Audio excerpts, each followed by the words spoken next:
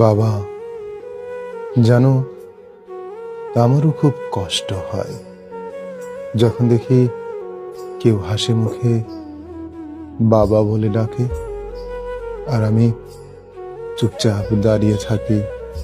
গলার ভেতর জমে থাকা সেই ডাকটা আর বের হয় না।